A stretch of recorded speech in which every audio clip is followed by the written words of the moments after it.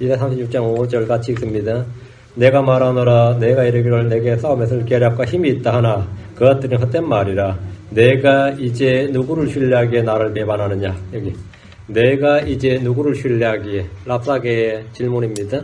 내가 이제 누구를 신뢰하기에 나를 배반하느냐 했는데 누구를 신뢰하는 게 뭐 주님을 신뢰하죠. 자, 누구를 신뢰하기에, 내가 누구를 신뢰하기에 기도합시다. 이대적으로 간주하는 감사합니다. 주의 영혼 충만케 하시고 내 베풀어 주셔서 이 시간에 주의 말씀이 선포될 때 이 말씀이 믿음과 결합할 수 있도록 도와주시고 저희 마음속에 기록되도록 인도하시고 주의 말씀이 아버지 하나는 헛되이 흘려 지나가지 않고 저희 마음속에 빠져나가지 않도록 주님 지켜보아 주시기 원합니다. 악한 자가 와서 속히 와서 빼앗아가지 않도록 해주시고 저희가 정직하고 선한 마음으로 말씀을 받아서 이 말씀들이 30배, 60배, 100배 열매 맺도록 인도해 주시옵소서. 은혜 베풀어 주십시오. 감사 좀 주셨습니다. 아멘. 사네립이 큰 군대를 사네립이 큰 군대에 함께 보낸 랍사게가 히스기야 왕을 불렀고 왕은 3명의 신하를 보냈습니다. 자기 제일 측근이죠. 랍사게는 히스기야의 신하들에게 항복을 요구하면서 몇 가지 질문했는데 첫째가 내가 신뢰하는 것이 과연 무슨 확신이냐. 이게 4절이었고요. 지난 시간에 했습니다. 오늘은 둘째입니다. 내가 이제 누구를 신뢰하느냐. 내가 누구를 신뢰하기에 내가 이제 누구를 신뢰하느냐 이것입니다. 우리의 대적들이 언제나 묻는 것이 이것입니다. 여러분은 이 질문에 언제든지 답변할 준비가 되셔야 됩니다. 잠언 15장 28절에 의로운 자의 마음은 대답을 하려고 연구하거니와 사악한 자의 입은 악한 것을 쏟아내느니라. 의로운 자의 마음은 대답을 하려고 연구하거니와 우리는 대답을 하려고 연구한다. 잠언 20장 21절에 너로 하여금 진리의 말씀들 확실함을 알게 하며 또 너에게 사랑을 보내는 자들에게 진리의 말씀들로 답변하게 하려 함이 아니겠느냐. 진리의 말씀들로 답변한다. 당연히 히스기야는 진리의 말씀들로 답변하면 되는 거예요. 마귀는 광야에서 주님을 시험했습니다. 주님은 진리의 말씀들로 답변해 주셨습니다. 바리새인들과 사두개인들과 율법사들, 장로들, 서기관들 수시로 주님께 와서 시험했는데 주님은 그 시험하는 질문들을 다 진리의 말씀들로 답변해 주셨습니다. 진리의 말씀들로 그들이 답변해 주셨어요. answered and said. 답변하여 대답하여 이르시되 이 말이면 답변하여 이르시되 이 말입니다. 성경에 엄청나게 많이 나오는 표현입니다. 주께서 대답하여 말씀하시기를. 대답하여 이르시다는 거죠. 그 대답하여 answered and said. 답변하여 말씀하시기를. 주께서 다 답변하셨다 이거예요. 그들은 물었고 주님 답변하셨습니다. 성도들이 주를 위해 살고자 할 때 대적들은 조롱하고 시험하며 뭔가를 묻기 마련입니다. 그때마다 우리는 진리의 말씀으로 그들에게 답변해 줘야 됩니다. 이건 우리가 배워야 할 본입니다. 우리는 당하거나 우물쭈물하면서 피할 것이 아니라 진리의 말씀들로 답변을 해야 됩니다. answered and said. 답변하여 말하기를 말이야. 베드로전서 3장 15절에 오직 너희 마음속에서 주 하나를 거룩히 구별하고 너희가 너희 속에 있는 소망의 이유를 묻는 모든 사람에게 온유함과 두려움으로 대답할 것을 항상 예비하며 대답할 것을 답변하라 이 말이죠. 우리는 주의 말씀을 공부해야 하는 이유가 하나님 앞에서 부끄러울 것이 없는 일꾼으로 인정받기 위한 것이 하나고 사람들 앞에서 진리의 말씀으로 답변하는 것이 하나입니다. 우리는 우리가 믿는 것을 알고 우리가 아는 것을 믿습니다. 랍사게는 큰 군대를 가지고 히스기야와 유다 백성들을 위협하며 심리전을 병행하고 있습니다. 군대를 갖다 놓고 외교를 펼치면 그보다 더 효과적인 외교가 없습니다. 가장 확실한 이 회담은 언제나 군대를 동원하는 겁니다. 랍사게는 지금 회담을 하는데 20만 군대를 딱 갖다 놓고 지금 예루살렘 앞에 딱 갖다 놓고 지금 회담하는 거예요. 그럼 꼼짝없는 거죠. 싸우기 전에 적의 사기를 떨어뜨리는 가장 훌륭한 병법 중에 하나가 이겁니다. 유대인들의 사기를 꺾는 가장 효과적인 방법은 그들의 확신과 믿음을 깨뜨리는 것입니다. 그러나 그런 참된 믿음, 성경적 확신은 반석 위에 세워진 집과 같이 흔들리지 않고 깨어지지 않습니다. 지적 확신은 더 높은 지식이나 새로운 지식이 왔을 때 흔들리고 무너집니다. 어떤 이론은 새로운 이론이 왔을 때 무너져요. 자기 확신은 상황에 따라 변하고 흔들립니다. 그러나 성경적 확신, 주의 말씀에서 난 믿음은 어떤 경우에도 흔들리지 않습니다. 자, 본문을 보겠습니다. 5절. 내가 말하노라 내가 이르기를 내게 싸움에서 계략과 힘이 있다 하나 그것들은 헛된 말이라. 그 헛소리다 이 말이에요. 내가 이제 누구를 신뢰하기에 나를 배반하느냐. 랍사게는 유대인들이 싸움에서 계략과 힘이 있다는 것은 헛된 말이라고 합니다. 예루살렘 안에는 싸울 병사가 2,000이 채되지 않는다 이거예요. 2,000명이 채되지 않는다. 랍사게는 뭐 정상군으로 보냈는지 예루살렘 성내 사정을 환히 알고 있었어요. 히스기야는 사네립에게 은 300달란트, 금 30달란트를 주었기에 지금 군자금도 없는 상태입니다. 전쟁을 치르려면 군사력과 더불어 경제력이 있어야 되는데 지금 히스기야 왕은 경제력, 군사력도 군대도 없는 데다가 전쟁을 치를 경제력도 없다 이거예요. 돈 다 빼앗겼어요. 그렇다고 해서 외곽에서 예루살렘에 포위된 왕을 구원하지 않은 군왕병을 모집하거나 의병을 일으킬 수 없었습니다. 이미 다 정복됐습니다. 유대의 모든 도시들은 이미 정복당한 상태입니다. 랍사게는 유대의 사정을 꿰뚫고 있었습니다. 히스기야 왕이 내게 싸움에서 계략과 힘이 있다 이렇게 말한다면 그건 그냥 헛소리가 블러핑이다 이거예요. 그건 속임수고 블러핑이고 과장된 소리고 그 말은 그냥 헛소리가 쌍무시하라 이거예요. 그것들은 헛된 말이라. 랍사게는 유다의 사정이나 전력을 잘 알고 있었습니다. 랍사게는 내가 이제 누구를 신뢰하기에 나를 배반하느냐라고 했는데 유다가 얼른 항복하지 않고 대적하는 것을 수고하는 말입니다. 히스기야가 신뢰하는 주 하나님과 히스기야가 신뢰하는 것은 주 하나님과 그의 말씀입니다. 율법에 이르기를 누군가 주의 음성에 귀를 기울이면 복이 그에게 임하며 그를 따라잡고 전쟁에서 승리를 주신다고 성경에 기록되어 있습니다. 신명기 28장 7절에 주께서 너를 치려고 일어나는 원수들을 내 얼굴 앞에서 쳐서 패하게 하시리니 그들이 너를 치러 한 길로 들어와 내 앞에서 7길로 도망하리라. 히스기야는 이런 구절도 외우고 있겠죠. 유대인들도 하면 다 외우고 있는 구절이에요. 왜? 매주 이거 율법 읽으니까. 히스기야는 주의 음성에 귀를 기울였고 다윗의 길을 따라 걸었기에 이 약속의 말씀을 신뢰할 수 있습니다. 신명기 32장 32절에 그들의 반석이 그들을 팔지 아니하고 주가 그들을 가두지 아니하였을진데 어찌 한 사람이 1000명을 뒤쫓으며 두 사람이 10,000명을 도망하게 하리요. 그러니까 주의 말씀, 주의 복을 받으면 한 사람이 1000명을 뒤쫓고 두 사람이 10,000명을 넘는다. 그러면 뭐 히스기야가 군대가 별로 없어도 뭐 사네립의 군대가 무서울 게 아니다 말이죠. 이스라엘이 신뢰할 수 있는 것은 이것밖에 없었습니다. 한 사람이 1000명을 두 사람이 10,000명을 도망하게 하는 이런 일이 있을 때만 사네립의 아시리아 군대를 이길 수 있습니다. 여호수아 23장 10절에 너희 중에 한 사람이 1000명이 뒤를 쫓으리니 이는 주 너희 하나님 바로 그분께서 너희에게 약속하신 것 같이 너희를 위하여 싸우시기 때문이라. 주께서 우리를 위해 싸우시면 한 사람이 1000명을 쫓는다요. 이것이 이스라엘의 병법이고 이스라엘의 전술이 전략이고 이게 전력입니다. 주께서 약속하신 말씀대로라면 이 말씀대로라면 히스기야는 성 안에 있는 적은 군사로도 능히 아시리아의 군대를 이길 수 있습니다. 이 말씀대로라면 말씀이 맞으면 그렇죠? 그런데 문제가 있어요. 뭐 말씀에 틀림이 맞겠죠. 기록된 말씀이 틀리겠어요. 근데 이 말씀이 맞으면 지금 유다가 예루살렘 빼고 다 도시가 다 정복됐습니다. 예루살렘 빼고 다 망했는데 지금 다 정복됐는데 이 말씀대로라면 예루살렘 다른 도시들 이미 국경에서부터 이렇게 돼야죠. 아니면 한 중간쯤 왔을 때 대팔에서 몰아냈거나 뭐 예루살렘까지 안 왔어야 되는데 유다의 도시들이 지금 다 망하고 예루살렘만 남은 거예요. 예루살렘만 남고 나머지는 다 망했는데 나머지 도시들 다 점령한 상태란 말이죠. 하나님께서 유다의 거의 모든 도시 정복될 때까지 한 번도 히스기야에게 승리를 주시지 않으셨습니다. 그럼 어떻게 돼요? 지금까지 승리를 한 번도 주지 않으시고 40몇 개 도시가 다 망했다고 다 정복을 당했단 말이죠. 사네립은 유다에서 한 번도 패배를 한 적이 없이 연전연승을 했고 유다의 도시들을 사정없이 무너뜨렸습니다. 유다의 도시는 속절없이 그냥 무너졌어요. 그렇다면 하나님께서 마지막 한 번에만 큰 승리를 주신다는 확신을 할 수 있겠습니까? 한번 생각해 보세요. 하나님 말씀에 따르면 이렇게 한 명이 1000명을 줬는데 아멘 내가 믿었어요. 근데 지금 전쟁을 한두 번 해본 게 아니란 말이죠. 유다가 좀 쫙 망해왔고 다음하고 예루살렘은 달랑 하나 남았어요. 예루살렘 시티 하나만 달랑 남았는데 다 망했는데 여기서 우리는 승리할 것이다 이렇게 한다는 게 어떨 것 같아요? 상당히 난감하죠. 우리가 계속해서 반복되는 실패 가운데 있다면 주께서 지키시고 건지시는 확신을 갖기가 어려울 겁니다. 랍사게는 내가 이제 누구를 신뢰하게 나를 배반하느냐 이렇게 말했습니다. 먼저 우리가 신뢰하지 말아야 할 것들에 대해서 한번 정리를 하겠습니다. 주님은 무기를 신뢰하지 말라고 했습니다. 다윗은 말하기를 시편 46절에 내가 나의 활을 신뢰하지 않을 것이요 나의 칼도 나를 구원하지 못하리다 했습니다.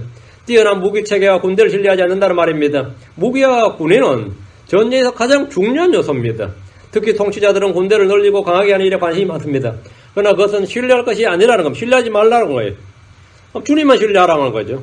다음에 학대하는 것, 재물을 신뢰하지 말라. 경제력을 신뢰하지 말라는 거예요. 시편 62편 10절에 학대하는 것을 신뢰하지 말며 강탈한 것으로 험하게 되지 말고 재물이 들어도 거기에 너희 마음을 두지 말지어다. 학대하는 것, 재물을 신뢰하지 말라는 겁니다. 디모데전서 6장 17절에 이 세상에서 부유한 자들에게 명하여 그들이 마음을 높이지 말고 확실치 않은 재물을 신뢰하지 말며 오직 살아계신 하나님 곧 우리에게 모든 것을 풍성히 유사 누리게 하시는 분을 신뢰하게 하고 확실치 않은 재물을 신뢰하지 말라. 하나님을 신뢰하라. 돈은 누구에나 귀하고 중요한 것입니다. 돈의 힘은 말할 수 없이 큽니다. 누구나의 경제력에 대해서는 이견을 달지 않을 겁니다. 돈을 한국말에도 있어요. 돈이 옛날 만냥, 천냥, 만냥, 10만냥 그랬죠. 돈이 10만냥이면 귀신도 부린다고 그랬어요. 한국 속담에. 못할 게 없다 이 말이에요. 그러니까 신뢰할 대상은 아니다는 거예요. 잠언 11장 28절에 자기 재물을 신뢰하는 자는 넘어지려니와 의로운 자는 나뭇가지처럼 번성하리라. 난 대체는 통치자들, 사람의 아들 신뢰하지 말라. 시편 146편 3절에 통치자들을 신뢰하지 말며 도움을 주지 못하는 사람의 아들도 신뢰하지 말라. 신뢰하지 말라. 그 사람 믿을만 하지. 그런 건 없다 이겁니다. 정치인들을 신뢰하는 것보다 더 어리석은 일이 없습니다. 언론인은 말할 필요도 없습니다. 사람의 아들은 신뢰의 대상이 아닙니다. 이웃이나 내 형제를 신뢰하지 말라. 예레미야 9장 4절에 너희는 각각 자기 이웃을 조심하고 어떤 형제도 신뢰하지 말라. 모든 형제가 철저히 빼앗아 대신 차지하고 모든 이웃이 비방하며 다닐 것이요. 이것이 사람입니다. 특히 위기에 따른 특히 그렇습니다.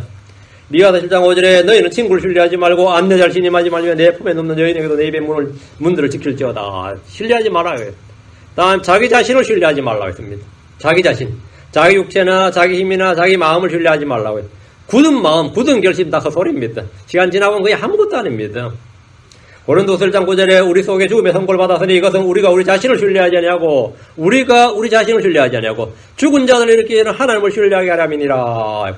빌립보 3장 3절에 영으로 하나님께 경배하고 그래서 예수를 기뻐하며 육체를 신뢰하지 아니하는 우리가 곧 할례자니라. 우리가 전쟁 나기 전에 전쟁 나면 나라를 위해 한 목숨 바친다 그러죠. 나보세요 도망가지. 응? 우리 자신의 마음은 신뢰할 게 아니라 우리 자신의 결심이라는 것은 그건 환경에 따라 수시로 변하는 겁니다. 우리 결혼할 때 목사님 앞에서 다 아멘 하지. 판사 앞에서 뭐라 그럽니까? 이혼할 때 판사 앞에 와서는. 그럼 그때야 한평생 갈 것 같았지. 마음이란 거는 자기 마음은 자기가 신뢰할 게 아닙니다. 내 마음, 내 결단, 나의 굳은 다 소리입니다. 그런 거 아니에요. 신뢰할 건 주님 한 분밖에 없습니다. 히스기야는 주께서 신뢰하지 말라는 것들에 대해서는 아무 신뢰를 주지 않았습니다. 그는 군대도 재물도 신뢰할 사람들도 없었습니다. 그는 신뢰할 형제도 친구도 없었습니다. 그가 신뢰할 것은 주 하나님 한 분밖에 없었습니다. 성경은 말씀합니다. 주를 신뢰한 자는 복이 있느니라 했습니다. 시편 2편 12절에 그 아들에게 맞추라. 그리하지 않으면 그분께서 분노하사 그분의 진노가 조금이나 타오를 때 너희가 길에서 벗어나 망하리로다. 그분을 신뢰하는 자들은 다 복이 있도다 했습니다. 시편 84편 12절에도 오 만군의 주여 주를 신뢰하는 자는 복이 있나이다. 주를 신뢰하는 자 복이 있다. 주를 신뢰하는 자들은 주의 오른손으로 구원하십니다. 시편 17편 7절에 오 주를 신뢰하는 자들을 주의 오른손으로 구원하시는 주여 그들을 치려고 일어나는 자들부터 그들을 구원하사 주의 놀라운 인자심을 보여주소서. 주님께서 자기를 신뢰한 자를 구원하신다요. 주를 신뢰한 자들을 위하여 주께서는 좋은 것들을 쌓아두셨습니다. 시편 31편 19절에 오 주를 두려워하는 자들을 위하여 주께서 쌓아두신 주의 선하심 곧 사람들의 아들들의 앞에서 주를 신뢰하는 자들을 위하여 주께서 이루신 그 선하심이 어찌 그리 것인지요. 주님께서 이루신 선하심 놀라운 인자하심 주를 신뢰한 자들에게 주님께서 보이신다요. 주를 신뢰한 자들에게는 긍휼이 그를 에워쌉니다. 시편 32편 10절 사악한 자에게는 많은 고통이 있을 터이나 주를 신뢰한 자에게는 긍휼이 그를 에워싸리로다. 주를 신뢰한 자는 아무도 황폐하게 되지 않습니다. 시편 34편 22절에 주께서 자기 종들의 호를 구속하시나니 그분을 신뢰하는 자는 아무도 황폐하게 되지 아니하리로다 하십니다. 주를 신뢰한 자는 흔들리지 않습니다. 시편 125편 1절에 주를 신뢰하는 자들은 움직이지 않냐고 영원히는 시온산같이 되리로다 했습니다. 다음 주를 신뢰한 자는 행복하니라 했습니다. 잠언 16편 1절에 문제를 지혜롭게 다룬 자는 좋은 것을 얻으니 누구든지 주를 신뢰한 자는 행복하리라 했고 또 주를 신뢰한 자는 기름지게 된다고 했습니다. 잠언 28장 25절에 마음이 교만한 자는 다툼을 일으켰거니와 주를 신뢰한 자는 기름지게 되리라 했고 다음 주를 신뢰한 자는 안전하리라 했습니다. 잠언 29장 25절에 사람을 누리하면 올무에 걸리려니와 누구든지 주를 신뢰한 자는 안전하리라 했습니다. 주를 신뢰한 자에게는 주께서 그에게 방패가 되십니다. 잠언 3장 5절에 하나님의 모든 말씀 순수하며 그분은 자신을 신뢰한 자들에게 방패가 되시느니라. 주님은 자신을 신뢰하는 자들을 아시며 그들에게 강한 요새가 되십니다. 나홈서 1장 7절에 주께서는 선하시고 고난의 날에 강한 요새가 되시나니 그분은 자신을 신뢰한 자들을 아시느니라. 자, 히스기야는 여기에 해당되는 사람이 주를 신뢰하는 사람이었습니다. 그럼 주를 신뢰하면 건지시고 주께서 방패가 되시고 주께서 이기게 하신다 이거예요. 구속하신다 이거예요. 그래서 랍사이가 내가 이제 누구를 신뢰하게 나를 배반하느냐 했는데 난 주를 신뢰한다 이거예요. 랍사이는 이제 히스기야가 누구를 신뢰하는지 보게 될 겁니다. 열왕기하 18장 5절 실절입니다. 열왕기하 18장 5절 실절 같은 내용입니다. 열왕기하에는 역사서로 나오고 이제 이사야서는 같은 내용을 이제 대언서로 다룬 거죠.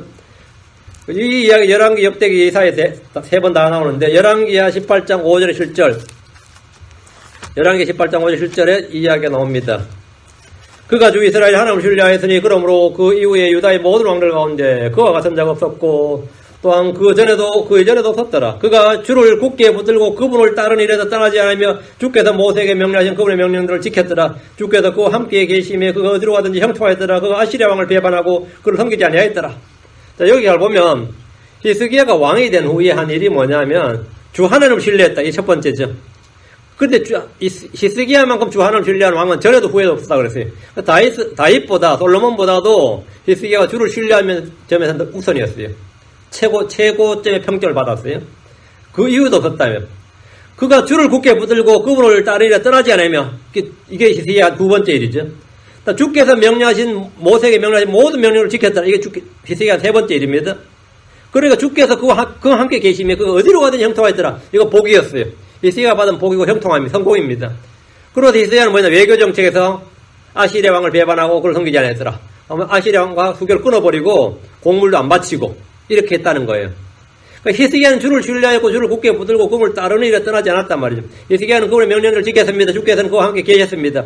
히스기야는 대외적으로 아시리아 왕을 배반하고 블레셋을 쳤습니다. 옆에 있는 블레셋을 쳤어요. 국방력을 좀 많이 튼튼히 한 거죠. 아시리아가 사마리아를 공격할 때 히스기야는 나름 남왕국 유다를 튼튼하게 하는 중이었습니다. 히스기야는 하는 일마다 실패가 없었고 잘 됐습니다. 형통했어요.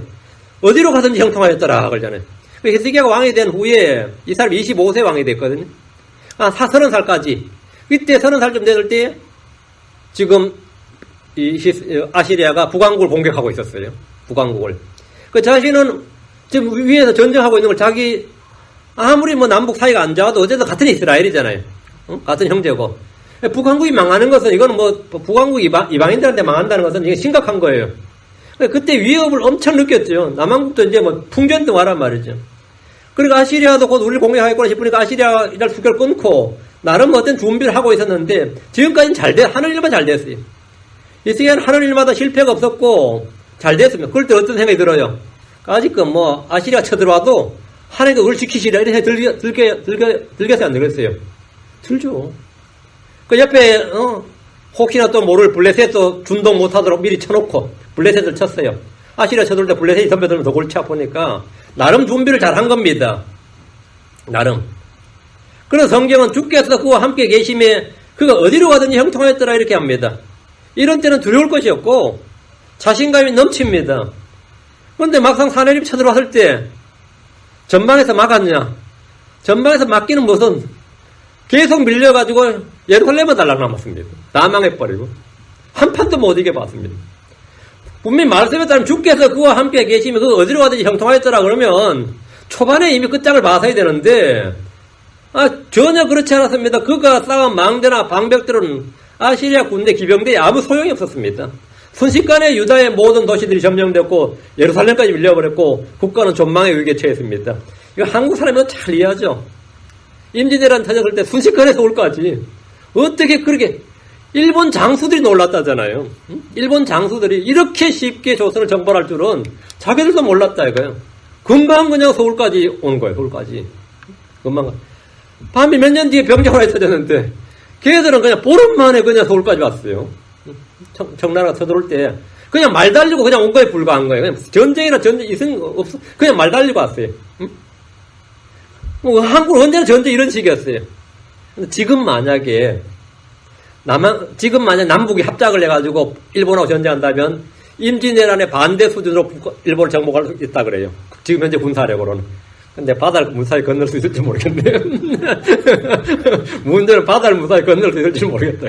일단 땅에만 도착하면 이 남벌을 그 정도 할 수 있다고 다들 전문가들이 그렇게 말해요. 그만큼 군사력이 차이가 있다 이거죠. 그런데 이 아시리아의 기병대들이 얼마나 빨랐나 하면요. 유다의 도시를 점거하는데 뭐 이거는 뭐 전쟁이 아니라 그냥 쓸고 가는 거예요. 그러니까 히스기야가 하도 놀라가지고 하늘일마다 형통하였다가 아니라 그냥 사내립한테 군대를 해군하는 조건으로 사내립이 정해주는 조공을 바치게 됐는데 금 30달란트와 은 300달란트를 바쳐야 했습니다. 그런데 이 돈이 얼마나 많은 돈이었던지 왕실에 있는 금과 성전에 있는 솔로몬이 화려하게 하려고 금을 장식으로 했죠. 금으로 막 벽을 칠하고 했네. 그게 다 벗겨내가지고 갖다 바쳤어요. 그걸 다 긁어내가 벗겨서 녹여서 갖다 바쳤어요. 그러니까 돈이 없는 거죠, 이제. 이젠 자기 나라 군대를 먹일 돈이 없는 거예요. 안에서. 근데 사내립이 돈 받았으면 군대를 돌려서 가야 되는데, 군대를 돌리지 않고 랍사게를 보내가지고 예루살렘으로 향했습니다. 참 황당하죠. 처음에는 그가 어디로 가든지 형통했는데, 지금은 왕조의 멸망이라는 위기에 놓였습니다. 14년째. 왕이 된 지 14년 만에 지금 이런 큰 위기에 놓였어요. 그냥 위기가 아니라 이거는 뭐 국가 존망의 위기입니다. 그럼 지금까지 주를 믿고 지금까지 잘 형통, 10년 이상을 잘 형통했는데 갑자기 왜 이런 거예요? 지금 뭔 문제야? 주를 믿고 신뢰했는데 지금까지 히스기야는 지금까지 형통했어요. 자신감도 넘쳤고 이제는 뭐 문제가 생겨있는데 지금 왜 이러는 거예요? 주님 내게 왜 이러십니까? 갑자기 왜 이러십니까? 이것은 고난에 처한 그리스도인들이 자주 하는 질문 중에 하나입니다. 지금까지 내가 잘 됐는데, 지금까지 지금 평안했고, 내가 기도하면 다 응답 잘 됐고, 문제도 갑자기 왜 이러냐 이거예요. 응? 여러분 그런 적 없어요? 주님 갑자기 왜 이러시나요? 그런 적이 한 번도 없다면 참 문제가 요 그건 모압 족속이야. 모압 족속 같은 게 한 번도 이리저리 옮겨 다니지 않아가지고 밑에 가라앉아 있어요.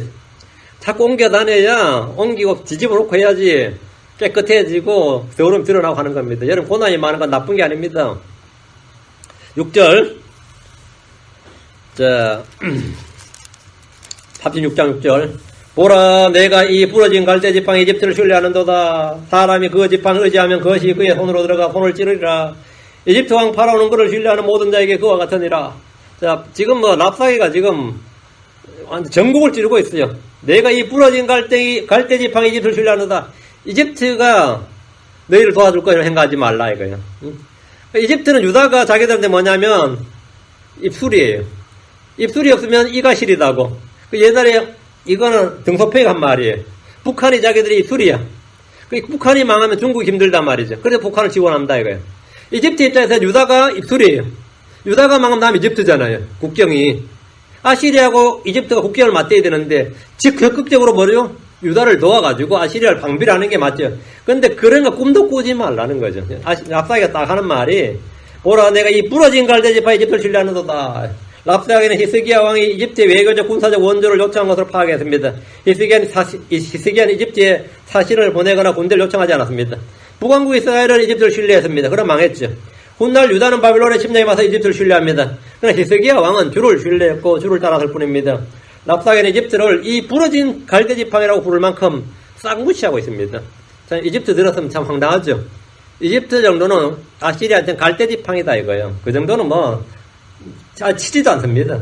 한때 이집트는 강대국의 힘과 위험이 있었지만 아시리아나 바빌론의 눈에는 부러진 갈대지팡이 정도에 불과할 뿐이었습니다. 랍사기는 유다가 이집트를 신뢰하는 것은 사람이 부러진 갈대지팡이를 의지하는 것 같다고 합니다. 부러진 갈대지팡이를 의지하면 어떻게 되죠? 손이 찔리지.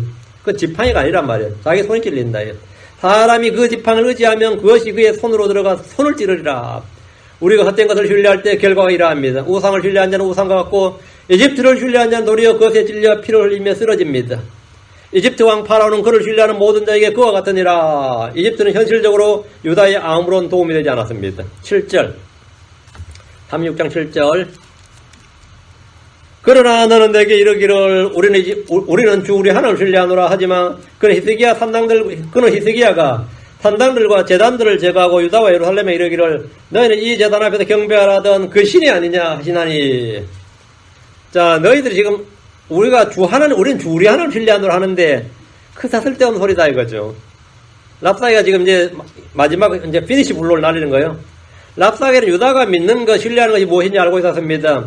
유다가 무슨 말을 할지 이미 알고 있었다 이거죠. 그러나 너는 내게 이르기를 우리는 우리 주 하나님을 신뢰하노라. 하지만 이게 너희가 답이겠지만 말이죠. 히스기야와 유다의 답이 정확히 이건 맞아요. 정확히 이게 답인데 랍사기는 이집트의 파라오를 무시하고 경배하듯이 유다가 믿는 주 하나님을 무시하고 못 오겠습니다. 랍사기는 이스라엘 하나님의 능력과 구출과 위엄과 권능에 대해서 잘 알지 못했습니다. 랍사기는 주께서 능력 있는 신이라고 해도 아시리아 왕의 손에서 건져낼 수는 없을 것이라고 자신했습니다. 만약 그런 능력과 힘이 있으면, 구출이 능력이 있으면, 유다의 도시들 망할 때 그때 이미 구출했겠지. 다 망하고 한 개만 남겨놓고 지금 하겠느냐, 이거죠. 응? 아시리아가 사마리아를 정복한 경험이 있기 때문입니다. 아시리아가 사마리아 정복할 때, 사마리아도 주 하나를 신뢰하노라 했지만 망했다, 이거죠. 그는 말하기를, 이사야 36장 20절 뒤로 가서, 이 땅의 이 땅들의 모든 신들 가운데서 누가 자기 땅을 내 손에서 건져내었기에 주가 예루살렘을 내 손에서 건져내겠느냐 하시느라. 어떤 신도 아시리아의 손에서 자기 땅을 건져내지 못했다 이거예요. 어떤 민족의 신들도. 랍사게는 주보다 강한 아시리아, 주의 능력보다 더 큰 아시리아를 외치고 있습니다. 그는 말하기를 역대기야 32장 13, 14절에 나와 내 조상들이 다른 땅들의 모든 백성들의 행한 것을 너희가 알지 못하느냐. 그 땅들의 민족들의 신들이 어떤 식으로든 능히 그들의 땅을 내 손에서 건져낼 수 있었느냐. 내 조상들이 진멸한 그 민족들의 모든 신들 가운데서 능히 자기 백성을 내 손에서 건져낼 자가 누가 있었기에 너희 하나님이 능히 너희를 내 손에서 건져내겠느냐.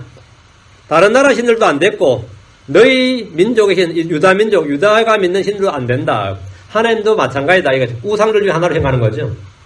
한마디로 유다가 항복하지 않고 주 하나를 신뢰하는 것은 헛된 일이다. 이런 말이에요. 이게 랍사게의 주장이에요.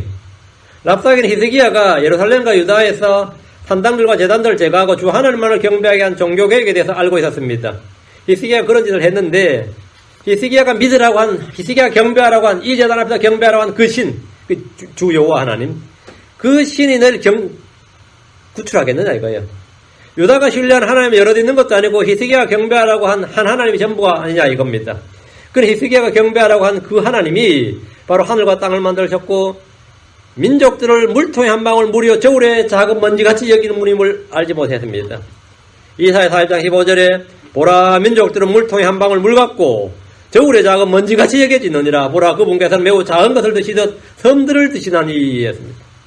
아시리아의 랍사게는 주 하나님을 민족들의 신 우상들 이방신들 중에 하나로 여겼지만 하나님 아시리아를 물통에 한 방울 물 저울에 작은 먼지같이 여기십니다.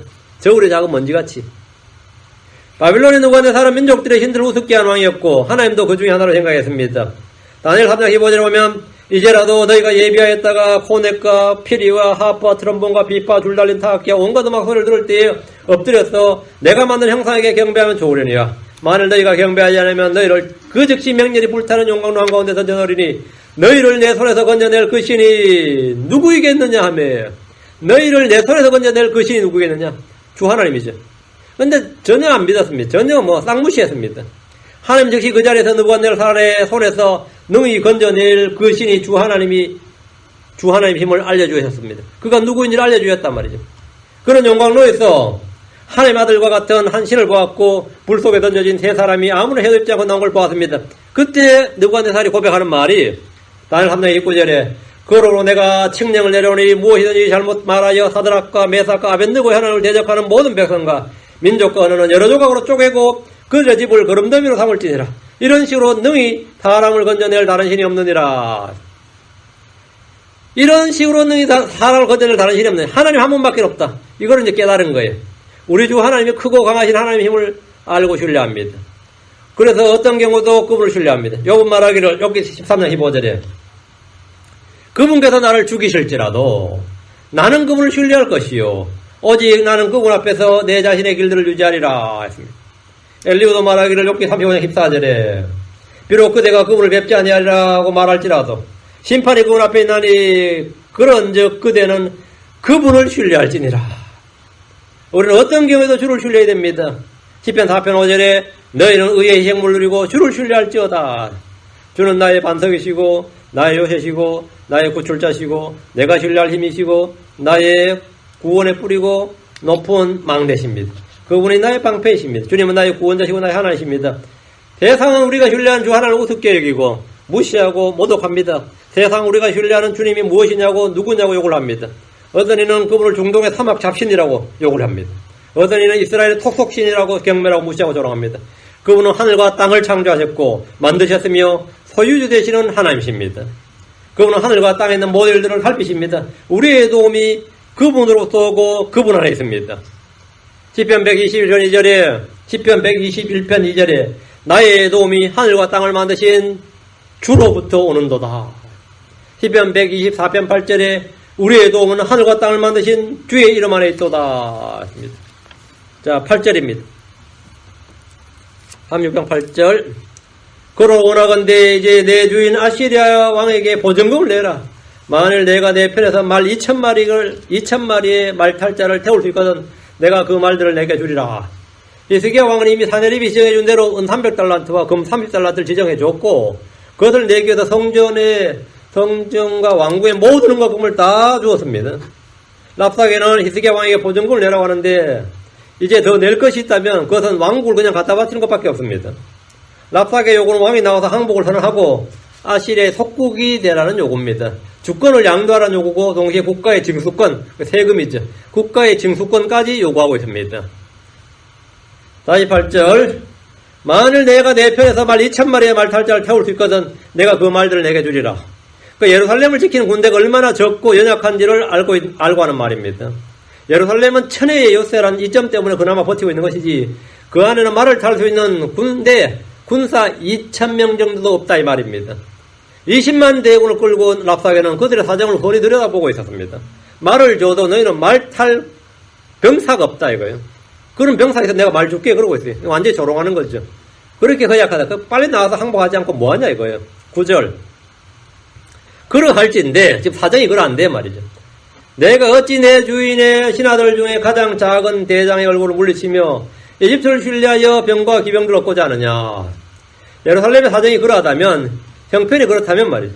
랍사게를 물리치는 것은 고사하고 아시리아의 가장 작은 대장 하나라도 물리칠 수 있겠느냐 이건데 이 아시리아의 가장 작은 대장 하나가 거느린 군인이 2,000명이 넘는 거예요.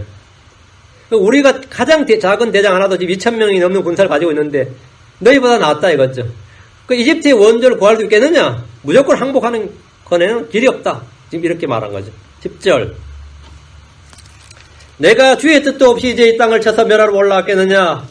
주가 내게 말하기를 올라가서 이 땅을 치고 멸하라 하였느니라 아니라. 이게 독특한 말이죠. 랍사게가 갑자기 대원자가 됐어요. 갑자기 내가 주의 뜻도 없이 이 땅을 치러 와서 쳐서 멸하러 왔겠느냐? 주가 내게 말하기를 올라가서 이 땅을 치고 멸하라 하였느니라. 맞아요 안 맞아요? 옛날에 나중에 요시야 왕 때 파라오 느고도 이런 말 합니다. 그런데 요시야 왕이 가 싸우다 죽었어요. 이 말이 맞는 말이 틀린 말이에요. 헷갈리죠? 진짜 하나님께서 아시리아 사내립한테 이 말 했어요. 랍사게 입에서 갑자기 주의 뜻으로 이 땅을 치러 왔다는 놀라운 말이 나왔습니다. 사내립은 이 땅을 치라는 주의 말씀을 받았다고 주장합니다. 하나님께서 아시리아의 사내립에게 유다를 치고 예루살렘을 치라고 명령하셨다는 거예요. 이곳에 군대를 갖고 온 것은 주의 뜻도 없이 온 것이 아니고 주의 말씀을 받아서 너희를 치라고 해서 왔다는 거예요. 주의 뜻이 그러하다면 히스기야는 생각해 볼 필요도 없이 항복해야 됩니다. 그런데 아시리아 왕이 어떻게 주의 뜻, 주의 말씀을 입에 담는 겁니까?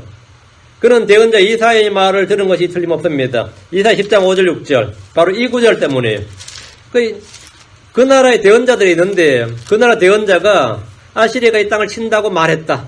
그것은 이 세작들을 통해서 한마디로 간첩들, 첩보원들을 통해서 아시리아 왕에 보고가 된 거예요. 그게 뭐냐면 이사야 10장 5절 6절이에요.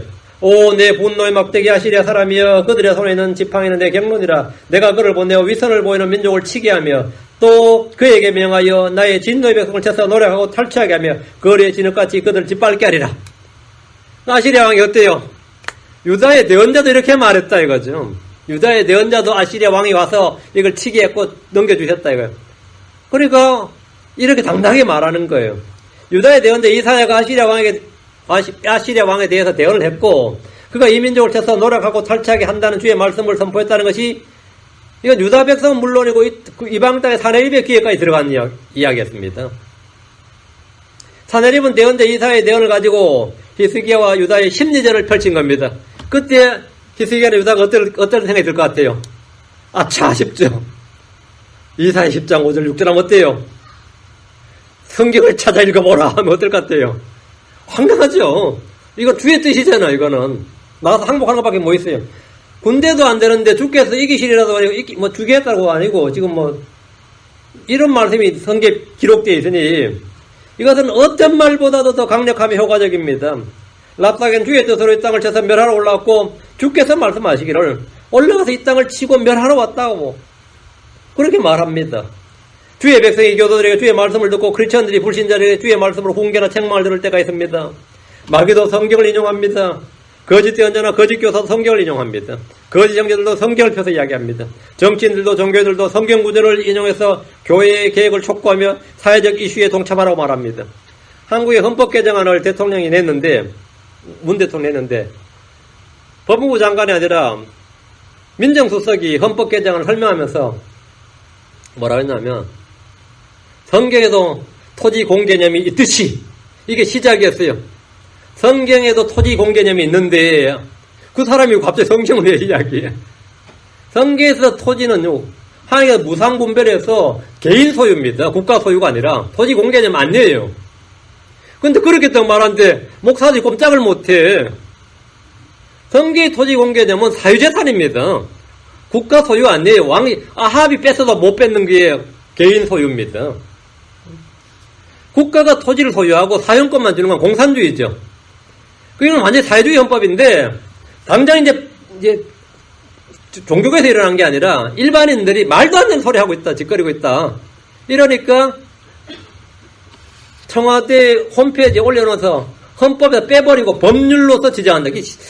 새 헌법 127조 2항인가 그래요. 저도 하도 놀라가지고 완전히 사회주의 헌법입니다. 그러고 한 단을 집어넣었습니다. 토지공개념에서 법률로서란 말이 없었는데 며칠 뒤에 살짝 집어넣었어요. 그러니까 미리 PDF로 뽑아본 사람들은 이거 완전 사회주의 헌법이라는데 뒤에 뽑아본 사람은 뭐 법률로서 지정한다네 이래 돼 있는 거예요. 말도 안 하고 살짝 고친 거죠. 단어 한 단어 들어가고 빠진 게 얼마나 뒤집어 놓은지 알겠죠. 그러놓고 이제 TV 나와서 그쪽 패널들이 하는 말이 이런 걸 사회주의 헌법이라 하는데 무식에 흑치라고 막 욕을 했어요. 그쪽 좌파애들이죠. 그러고 막 읽어준 거예요. 그래, 이쪽 반대편에서 나도 청와대 홈페이지에서 뽑아왔는데 그 말 없는데, 그러니까 난 있는데 이러고 있어요.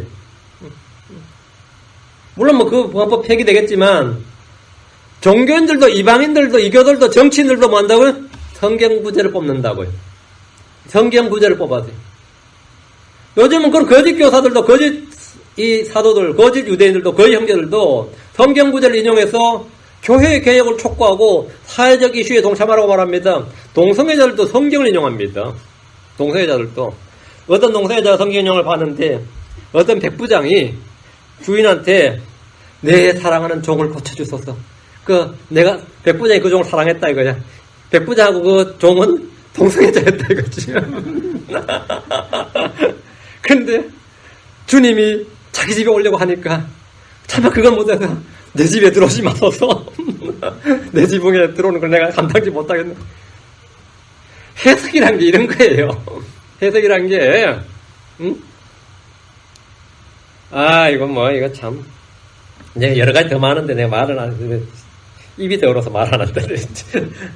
그 아합의 대언자들은 모두 거짓 대언을 했습니다. 그들은 거짓 대언할 때 다 주의 말씀을 한다 그랬지. 마귀들이 산다고 그러지 않았어요. 다 주의 영으로 말한다 그랬어요.